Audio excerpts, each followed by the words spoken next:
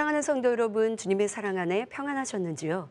오늘은 순종과 순종할 때 받는 축복에 대해 은혜를 나누고자 합니다.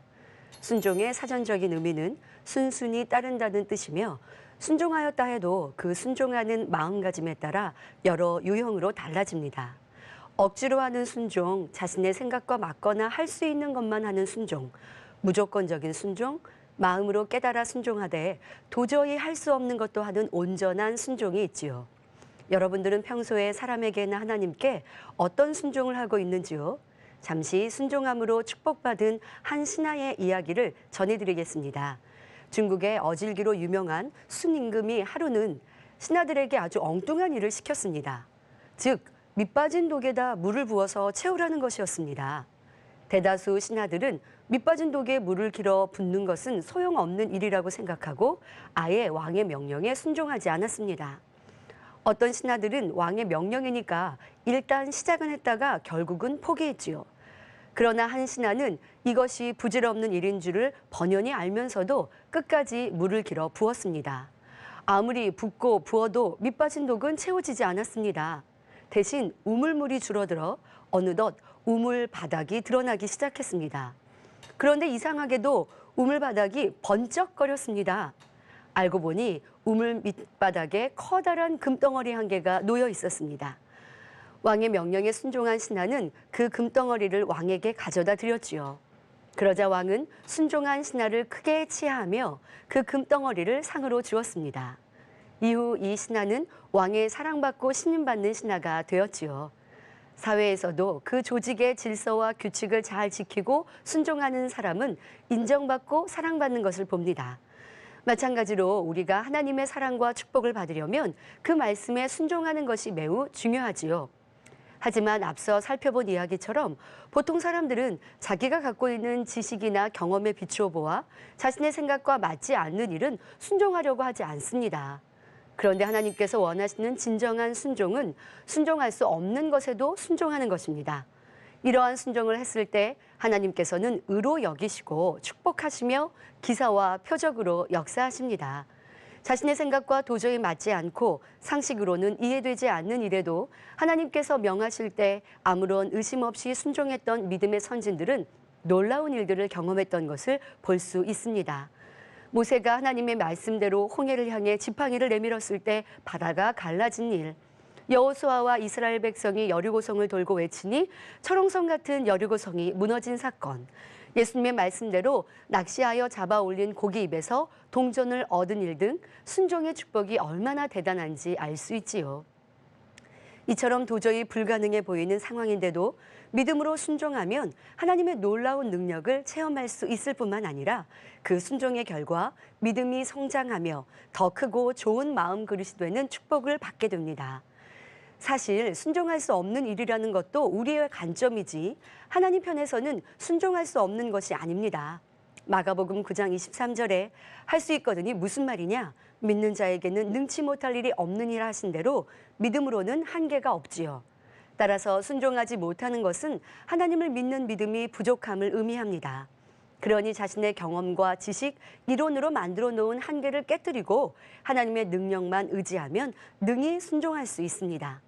그러면 설령 감당할 수 없는 일도 하나님께서 함께 하심으로 감당할 수 있게 해주시며 축복된 길로 인도하시지요.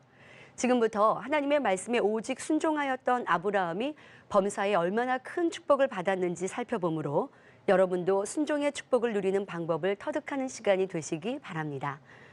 아브라함은 하나님을 전적으로 믿었기 때문에 무엇이든 항상 변개함 없이 순종하였습니다. 창세기 12장에 아브라함을 처음 부르시는 장면이 나옵니다.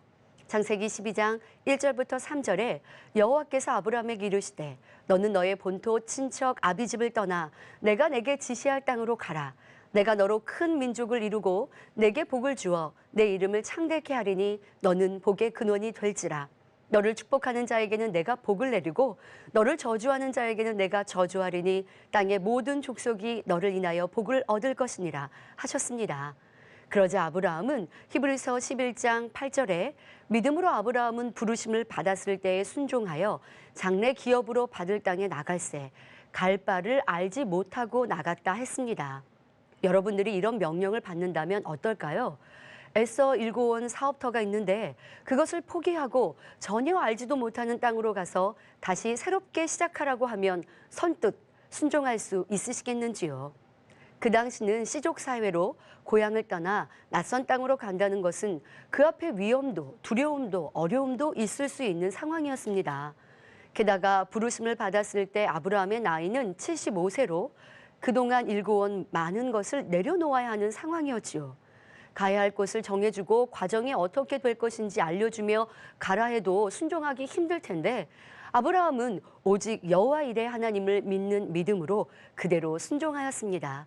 그 결과 하나님께서 함께 하셔서 모든 어려움을 막아주시고 항상 형통케 해주셨습니다. 아브라함은 하갈을 통해 얻은 이스마엘을 떠나보낼 때에도 하나님의 말씀에 그대로 순종하였습니다. 이스마엘이 이삭을 희롱하자 아내인 사라가 그들을 내쫓아달라고 요구하였습니다. 아브라함은 이스마엘도 자신의 자녀인지라 이 일로 인해 깊이 근심하였지요. 그런데 하나님께서 아브라함에게 사라의 말대로 하라고 말씀하십니다. 그러자 아브라함은 아침 일찍 일어나 그대로 순종하여 이스마엘과 하갈을 내어보냈습니다. 하나님, 이스마엘도 내가 낳은 아들인데 어떻게 쫓아내나요? 하며 하나님께 한마디 의의도 달지 않았지요. 합력해서 선을 이루어 주실 하나님을 믿었기 때문입니다. 그렇게 순종했기에 하나님의 섭리가 이삭을 통해 온전히 이루어질 수가 있었고 이스마엘도 한 민족을 이루도록 축복해 주셨습니다. 이후 하나님께서 또다시 아브라함에게 엄청난 순종을 요구하십니다.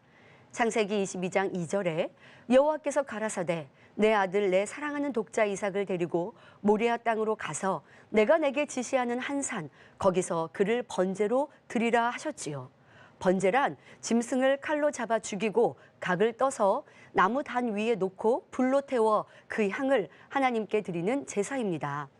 그런데 이때에도 아브라함은 곧바로 순종하였습니다. 아브라함이 아침에 일찍 일어나 나귀의 안장을 지우고 두 사원과 그 아들 이삭을 데리고 번제에 쓸 나무를 쪼개어 가지고 떠나 하나님이 자기에게 지시하시는 곳으로 갔지요. 사실 사람의 생각을 동원하면 도무지 순종할 수 없는 일입니다. 부모의 입장에서 사랑하는 자녀의 살과 뼈를 칼로 각을 떠서 죽인다는 것은 상상할 수 없는 일이지요. 더구나 창세기 21장 12절에 이삭에게서 나는 자라야 내 씨라 칭할 것임이니라 하신 말씀대로 하나님께서 아브라함에게 백세해 주신 약속의 씨였습니다. 그런데 이삭을 죽여 번제로 드리면 그 약속은 어떻게 되는 것일까요? 아브라함은 하나님께서 약속을 잊으셨나? 하나님이 나를 시험하시는 거니까 일단 순종하되 이삭을 죽이기 전에 그만 중단하라고 하시겠지? 이런 계산이나 생각은 조금도 하지 않았습니다. 하나님께서는 결코 선하지 않은 일을 지시하실 리가 없음을 온전히 믿었기에 생각을 동원하거나 전혀 염려하지 않았던 것입니다. 그렇기 때문에 창세기 22장 2절에 하나님께서 이삭을 바치라 명하신 장면과 3절에 다음 날 아침 일찍이 일어나 하나님의 명대로 순종하여 길을 떠나는 장면 사이에 아무런 내용이 없는 것입니다. 아브라함이 고민하고 염려했는데 생략된 것이 아니라 조금의 육신의 생각도 없이 그대로 순종하였던 것이지요. 하지만 요나서에는 요나가 하나님의 명령에 순종하기까지의 중간 과정을 상세히 다 기록하고 있습니다. 요나가 처음에 왜 불순종했으며 그로 인해 연단받는 과정이 구체적으로 나와 있지요. 그런데 아브라함은 이보다 더 순종하기 어려운 경우인데도 조금의 갈등 없이 믿음으로 순종했던 것입니다. 이런 아브라함의 믿음에 대해 히브리서 11장 19절에 저가 하나님이 능히 죽은 자 가운데서 다시 살리실 줄로 생각한지라 비옥컨대 죽은 자 가운데서 도로 받은 것이니라 기록되어 있습니다. 하나님은 반드시 약속을 지키시는 분이며 죽은 자라도 다시 살리실 수 있음을 믿었기에 아브라함은 기쁨으로 순종하였습니다. 이렇게 좋으신 하나님으로 철저히 믿어드렸던 아브라함이 어떻게 행했는지 조금 더 자세히 살펴보겠습니다. 먼저 아브라함은 조금 더 주저하거나 머뭇거리지 않고 최선을 다해 신속히 순종했습니다. 창세기 22장 3절에 아브라함은 아침 일찍 일어났고 번제에 쓸 쪼갠 나무를 가지고 갔다는 표현이 있습니다. 아마 조금이라도 불순종할 마음이 있었다면 시간을 벌기 위해 언제 가라는 말씀을 하시지 않았으니 천천히 며칠 후에 떠났을 것입니다. 그리고 일찍 간다고 해도 나무를 쪼개어 가지도 않았을 것입니다. 번제로 드리라는 곳에 가서 눈치껏 천천히 나무를 해서 쪼개고 단을 쌓았겠지요. 하지만 아브라함은 아침 일찍 일어나서 만반의 준비를 하고 떠났다는 것을 알 수 있습니다. 또한 아브라함은 정에 치우쳐 순종하고자 하는 일을 그르치지 않도록 하였습니다. 아브라함은 이삭을 바치러 갈 때에 아무와도 의논하지 않았습니다. 심지어 아내에게도 이에 대해 말했다는 기록이 없습니다. 그리고 데리고 갔던 두 사환들을 산 밑에 두고 이삭과 단둘이서만 올라갔지요. 두 사환이 옆에 있었다면 이삭을 칼로 잡으려 할 때 가만히 있지 않았을 것이기 때문입니다. 이런 세밀한 생각과 행동은 아브라함이 하나님의 말씀 그대로 순종하여 이삭을 잡아 번제로 드릴 마음 자체였다는 것을 알 수 있지요. 하나님께서 사자를 보내 막지 않으셨다면 아브라함은 분명히 이삭을 칼로 찔러 그 몸을 갈랐을 것입니다. 그리고 어떤 감정의 기복이나 혼란 없이 차분히 처리해 나갔습니다. 산을 올라가면서 이삭이 아브라함에게 번제할 어린 양은 어디에 있느냐고 묻습니다. 이런 곤란한 질문을 받았을 때도 아브라함은 창세기 22장 8절에 아들아 번제할 어린 양은 하나님이 자기를 위하여 친히 준비하시리라 하며 지혜롭게 대답했던 것입니다. 이삭에게는 모리아 산에서 아버지 아브라함의 절대적인 순종을 몸으로 체험했던 것이 골수에 사무치는 산 교훈이 되었을 것입니다. 그러니 이삭의 삶에서도 하나님을 의뢰하고 순종함으로 큰 축복을 받는 것을 볼 수 있지요. 이렇게 아브라함은 오직 믿음으로 하나님의 말씀에 기쁨으로 행했다는 것을 알 수 있습니다. 이에 야고보서 2장 21절부터 22절에 우리 조상 아브라함이 그 아들 이삭을 제단에 드릴 때에 행함으로 의롭다 하심을 받은 것이 아니냐. 내가 보거니와 믿음이 그의 행함과 함께 일하고 행함으로 믿음이 온전케 되었느니라 하셨지요. 그러니 하나님을 믿으면 그 말씀에 순종하여 행하며 또 행할 때 더 믿음이 온전해지는 것을 깨달아 아브라함과 같이 어떤 상황 속에서도 하나님을 믿고 온전히 행함으로 순종의 축복을 받는 여러분 모두가 되시길 바랍니다. 사랑하는 성도 여러분, 이러한 믿음으로 순종한 아브라함에게 하나님께서 엄청난 축복의 말씀을 주십니다. 창세기 22장 16절부터 18절에 내가 이같이 행하여 내 아들 내 독자를 아끼지 아니하였은즉 내가 내게 큰 복을 주고 내 씨로 크게 성하여 하늘의 별과 같고 바닷가의 모래와 같게 하리니 내 씨가 그 대적의 문을 얻으리라. 또 내 씨로 말미암아 천하 만민이 복을 얻으리니 이는 내가 나의 말을 준행하였음이니라 하셨지요. 그리고 하나님께서는 기존에 아브라함에게 주셨던 축복에 축복을 더하시며 모든 방면에서 범사의 복을 주셨습니다. 하나님께서는 아브라함에게 왕에 비견할 정도의 엄청난 권세를 주셨지요. 애굽왕 바로도 그랄 왕 아비멜렉도 하나님께서 아브라함과 함께 하시는 것을 보았기에 함부로 하지 못했습니다. 오히려 아비멜렉 왕은 아브라함을 찾아와서 서로 대대로 화친할 것을 요청할 정도였지요. 또한 아브라함은 부유했습니다. 육축과 은금이 풍부하였고 물을 얻기 힘들 때에도 항상 물이 있었습니다. 함께하던 조카 롯까지 덩달아 축복을 받아 두 사람이 동거할 수 없을 정도로 축복이 넘쳤지요. 또한 소돔에 거하던 롯이 포로로 잡혀갔다는 소식을 듣고 아브라함이 집에서 길리고 연습한 자 318명을 거느리고 단까지 쫓아가 구출했다는 기록이 있습니다. 사병 318명뿐 아니라 이 외에도 필요한 하인과 그들의 가족, 육축 등을 생각해보면 아브라함이 얼마나 거부였는지 알 수 있습니다. 이렇게 개인이 군사를 거느릴 수 있었다는 것과 이러한 사병이 여러 왕들의 연합군을 이겼다는 것을 통해 아브라함의 힘이 굉장히 컸다는 것을 알 수 있습니다. 또 아브라함의 밑에는 믿을 만한 종이 있었습니다. 모든 것을 믿고 맡길 만한 사람이 있다는 것 또한 큰 축복 중에 하나이지요. 아브라함은 아들 이삭의 아내를 택하는 일까지 그 종에게 부탁할 정도로 집의 모든 소유를 맡겼습니다. 그 종도 아브라함에게 배운 대로 믿음에 행군하여 이삭의 아내 될 사람을 형통히 찾아왔지요. 이처럼 아브라함의 마음이 되어 집의 모든 소유를 돌아보는 신임할 수 있는 종이 있었음을 알 수가 있습니다. 또한 아브라함은 자녀의 복, 건강의 복도 받았습니다. 100세의 이삭을 축복으로 받았을 뿐만 아니라 연단이 끝난 후에는 후초를 통해 자녀의 복도 풍성히 받았지요. 이삭을 낳은 것도 대단한 일이었는데 하나님의 말씀대로 온전히 순종하여 믿음의 조상으로 인정받고 나니 회춘의 복도 임한 것이지요. 그러니 이후에 자녀 6을 더 낳을 수 있었고 175세까지 장수하며 건강한 삶을 살 수 있었던 것입니다. 그 외에도 아브라함은 하나님께서 앞으로 하실 일을 자상하게 설명해 주실 정도로 영적인 축복을 받았습니다. 이스라엘 자손이 애굽에서 400년간 종살이할 것을 미리 말씀해 주셨지요. 친한 친구 사이에는 비밀이 없는 것처럼 창세기 18장 17절에 여호와께서 가라사대 나의 하려는 것을 아브라함에게 숨기겠느냐 말씀하셨습니다. 아브라함은 오직 믿음으로 순종했기에 믿음의 조상이 되었고 하나님의 벗이 되었으며 복의 근원이 되는 실로 엄청난 축복까지 받은 것입니다. 이렇게 하나님께서는 순종하는 사람을 얼마나 기뻐하시며 축복하시는지 잘 알 수 있습니다. 아브라함 외에도 성경에는 순종을 통해 하나님의 사랑과 축복을 받은 사람들이 많이 기록되어 있습니다. 나아만 장군도 순종하여 문둥병이 깨끗해지는 축복을 받았지요. 엘리사 선지자가 자신의 환처에 안수하여 간절히 기도해 주리라 생각하였지만 자신의 기도와는 달리 나와보지도 않고 그저 요단강 물에 7번 몸을 담그라 말합니다. 이때 자신의 생각과 자존심으로 순종하지 않았다면 나아만 장군은 치료의 축복, 참 신이신 하나님을 만나는 복을 받을 수 없었을 것입니다. 하지만 그는 자신의 교만과 육신의 생각을 내려놓고 말씀에 그대로 순종하되 끝까지 순종하여 요단강에 7번 몸을 담그고 나니 문둥병이 깨끗이 치료되는 엄청난 축복을 받을 수 있었던 것입니다. 실로암 못에 가서 눈을 씻은 소경도 예수님의 말씀에 순종했기에 눈이 밝아지는 축복을 받았습니다.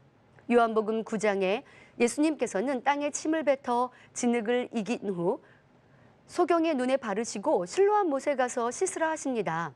그냥 기도하시어 치료해 주시면 더 좋을 것 같은데 예수님께서는 소경이어서 실로암 못까지 물어 찾아가야 하는 수고를 명하십니다. 바로 순종을 보시는 것이지요. 만약 그가 생각하기를 앞을 못 보는 내가 어떻게 실로암 못을 찾아간단 말인가 하거나 아니 물에 가서 눈을 씻는다고 눈이 보인다는 것인가 하며 순종하지 않았다면 기적을 체험할 수 없었을 것입니다. 하지만 이 소경은 그대로 순종하였고 밝은 눈이 되었지요.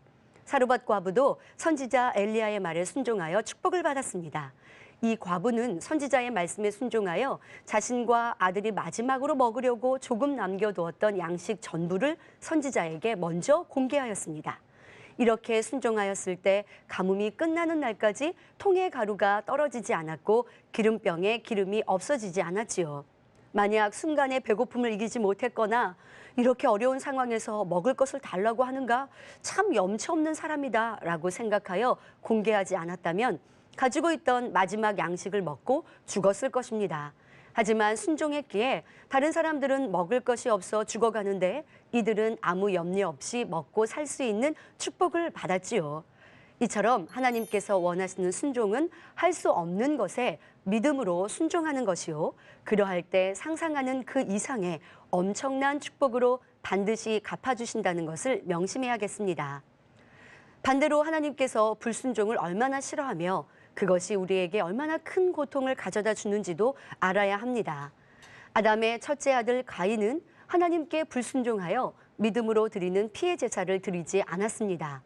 하나님께서는 아담을 통해서 자녀들에게 어떠한 제사를 드려야 하는지 알려주셨습니다. 순종한 둘째 아들 아벨은 피해 제사를 드렸지만 가인은 자기 생각대로 자기 좋은 대로 땅의 소산으로 드렸지요. 그 결과 하나님께서는 아벨의 제사만 받으셨습니다.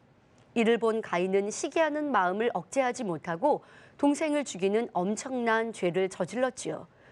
이렇게 무엇이 하나님의 뜻인지 알면서도 그대로 행하지 않는 사람은 물론 하나님의 말씀을 자기 생각에 맞추어 해석하고 임의대로 행하는 사람도 결국 불순종한 것임을 알아야겠습니다. 불순종으로 하나님께 버림받은 사울 왕을 통해서도 불순종이 얼마나 큰 죄임을 알 수 있습니다. 사울 왕은 왕이 된 후 교만하여져서 하나님의 뜻에 불순종하는 일이 많았고 사무엘 선지자를 통해 깨우쳐 주어도 이유와 변명을 하며 돌이키지 않았습니다. 그러니 사무엘상 13장 13절부터 14절에 사무엘이 사울에게 이르되 왕이 망령되이 행하였도다. 왕이 왕의 하나님 여호와께서 왕에게 명하신 명령을 지키지 아니하였도다.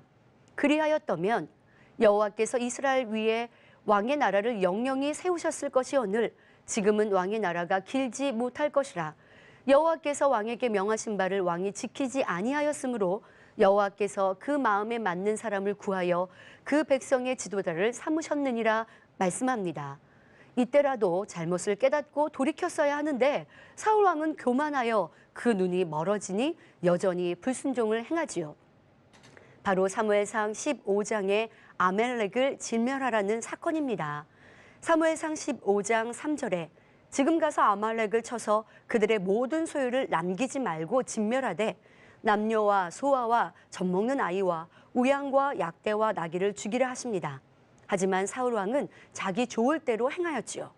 그리고 이에 대해 사무엘 선지자가 책망하자 사울 왕은 변명합니다. 나는 실로 여호와의 목소리를 청종하여 여호와께서 보내신 길로 가서 아말렉 왕 아각을 끌어왔고 하나님께서는 왕은 살려주라 하지 않으셨습니다. 진멸하라 하셨지요. 아말렉 사람을 진멸하였으나 다만 백성이 그 마땅히 멸할 것 중에서 가장 좋은 것으로 길갈에서 당신의 하나님 여호와께 제사하려고 양과 소를 취하였나이다. 하나님께서는 분명히 우양과 약대와 나귀를 죽이라 하셨는데 자신의 유익에 맞추어 하나님의 말씀에 불순종하고는 백성이 원해서 그렇게 한 것이라 핑계를 대고 있죠. 그러자 사무엘은 오늘 본문 말씀으로 다시 사울을 책망합니다. 여호와께서 번제와 다른 제사를 그 목소리 순종하는 것을 좋아하심같이 좋아하시겠나이까? 순종이 제사보다 낫고 듣는 것이 수양의 기름보다 나으니 이는 거역하는 것은 사술의 죄와 같고 완고한 것은 사신 우상에게 절하는 죄와 같음이라.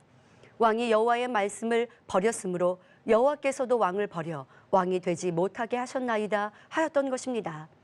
사울은 돌이킬 기회가 있었음에도 회개하지 않고 계속해서 불순종한 결과 비록 겉으로 보기에는 왕의 자리에 있었지만 하나님께서는 이미 외면하셨습니다. 때문에 악신이 들려 고통받기도 했고 다윗을 미워하고 시기 질투하여 죽이는 것에만 열중하다가 결국 전쟁 중에 비참하게 죽음을 맞았습니다. 하나님은 사랑이시기에 우리가 그 말씀에 순종만 하면 크고 놀라운 축복으로 갚아주십니다. 하지만 나의 생각과 유익에 맞추어 그 말씀에 불순종할 때는 하나님의 보호하심을 받을 수 없으니 시험, 환난, 어려움이 끊이지 않는 것입니다. 혹여 내게도 해결받지 못한 문제가 있으십니까? 불순종이라 하니 선지자들처럼 특별한 것을 지시받고 그것을 어기는 것이라 생각해서는 안 되지요. 우리에게 명하신 모든 명령, 바로 66권 말씀의 계명들을 지키지 않은 것이 불순종입니다. 그러니 진리대로 살지 못한 것을 회개하고 이제는 그 뜻대로 순종하는 복된 성도님들이 되시기 바랍니다. 사랑하는 성도 여러분, 간혹 하나님의 말씀에 순종하는 것이 어렵고 힘들다고 하는 사람들이 있습니다. 그러나 결코 어렵거나 힘들지 않지요. 너무나 사랑하는 사람이 무엇을 해달라고 부탁할 때 그대로 해주는 것이 어렵거나 힘들지 않은 것과 마찬가지입니다. 따라서 하나님 말씀에 순종하는 것이 어렵고 힘들게 느껴지는 이유는 하나님보다 자기 자신을 더 사랑하여 자기 생각과 마음, 계산에 따라 행하기 때문입니다. 자신에게 유익이 되면 순종하고 유익이 되지 않으면 하지 않지요. 한 부자 청년에 대해 마태복음 19장에 설명하고 있습니다. 그가 예수님께 무슨 선한 일을 해야 영생을 얻을 수 있는지 묻자 예수님께서는 계명들을 지키라 말씀하십니다. 지켜야 할 계명들에 대해 예수님께서는 살인하지 말라, 간음하지 말라, 도적질하지 말라, 거짓 증거하지 말라, 속여 취하지 말라, 내 부모를 공경하라, 내 이웃을 내 몸과 같이 사랑하라 하신 것이니라 하셨습니다. 그러자 이 청년은 어려서부터 다 지켰으며 무엇이 더 부족한지 묻습니다. 이에 예수님께서는 그 청년을 사랑하여 내 소유를 팔아 가난한 자들을 주라. 그리하면 하늘에서 보화가 내게 있으리라. 그리고 와서 나를 쫓으라 하셨지요. 그러나 그는 재물이 많았기에 슬픈 기색을 띠고 근심하다가 결국 순종하지 못했습니다. 비록 좋은 마음으로 예수님 앞에 나왔지만 자신의 유익과 맞지 않으니 불순종하고 말았지요. 만약 부자 청년이 예수님의 말씀에 순종했다면 이 땅에서 부유함과는 비교할 수 없는 천국의 영화를 누리고 무엇보다 예수님의 제자가 되어 세세토록 영광을 누리는 엄청난 축복을 받았을 것입니다. 반면 오직 순종할 자세를 가진 사람은 자기에게 해가 되는지 이익이 되는지 또 지금 상황이 어떠한지 등을 생각하지 않습니다. 어떻게든 하나님을 사랑하기에 그 말씀대로 순종하라는 마음뿐이지요. 예수님의 제자들은 자신들의 생업을 버리고 가족도 하나님께 맡기고 예수님을 따랐습니다. 많은 믿음의 선진들도 하나님을 사랑하기에 어떤 생명의 위협 앞에서도 오직 순종하여 하나님께 영광 돌리며 이 땅에서도 천국에서도 놀라운 축복을 받은 것을 알 수 있습니다. 그러니 여러분도 하나님을 사랑함으로 그 말씀에 순종하여 하나님을 기쁘시게 함으로 여러분의 삶 가운데 축복만 가득하시기를 주님의 이름으로 기원드립니다. 말씀 상고하시며 함께 기도하시겠습니다. 좋으신 아버지 하나님 감사합니다. 오늘은 순종의 복에 대해 살펴보았습니다. 아버지 하나님은 사랑하신지라 우리가 행할 수 있는 것 또한 그 말씀을 지켜 행함으로 축복받고 치료받고 응답받는 이와 같은 말씀을 우리 가운데 행하라 하십니다. 그러나 우리가 그 말씀대로 살지 못하고 불순종한 것이 무엇인지 이 시간 깨닫고 회개하게 하시고 이제는 아버지의 말씀을 기쁨과 즐거움으로 순종하여 아버지의 지극한 사랑을 받는 복된 성도님들 될 수 있도록 축복하여 주옵소서. 감사하옵고 우리 주 예수 그리스도의 이름으로 기도하옵나이다. 아멘. 보통 사람들은 자기가 갖고 있는 지식이나 경험에 비추어 보아 자신의 생각과 맞지 않는 일은 순종하려고 하지 않습니다. 그런데 하나님께서 원하시는 진정한 순종은 순종할 수 없는 것에도 순종하는 것입니다. 이러한 순종을 했을 때 하나님께서는 의로 여기시고 축복하시며 기사와 표적으로 역사하십니다. 이처럼 도저히 불가능해 보이는 상황인데도 믿음으로 순종하면 하나님의 놀라운 능력을 체험할 수 있을 뿐만 아니라 그 순종의 결과 믿음이 성장하며 더 크고 좋은 마음 그릇이 되는 축복을 받게 됩니다. 사실 순종할 수 없는 일이라는 것도 우리의 관점이지 하나님 편에서는 순종할 수 없는 것이 아닙니다. 오직 순종할 자세를 가진 사람은 자기에게 해가 되는지 이익이 되는지 또 지금 상황이 어떠한지 등을 생각하지 않습니다. 어떻게든 하나님을 사랑하기에 그 말씀대로 순종하라는 마음뿐이지요. 우리에게 명하신 모든 명령, 바로 66권 말씀의 계명들을 지키지 않은 것이 불순종입니다. 하나님은 사랑이시기에 우리가 그 말씀에 순종만 하면 크고 놀라운 축복으로 갚아주십니다. 하지만 나의 생각과 유익에 맞추어 그 말씀에 불순종할 때는 하나님의 보호하심을 받을 수 없으니 시험, 환난, 어려움이 끊이지 않는 것입니다. 그러니 진리대로 살지 못한 것을 회개하고 이제는 그 뜻대로 순종하는 복된 성도님들이 되시기 바랍니다.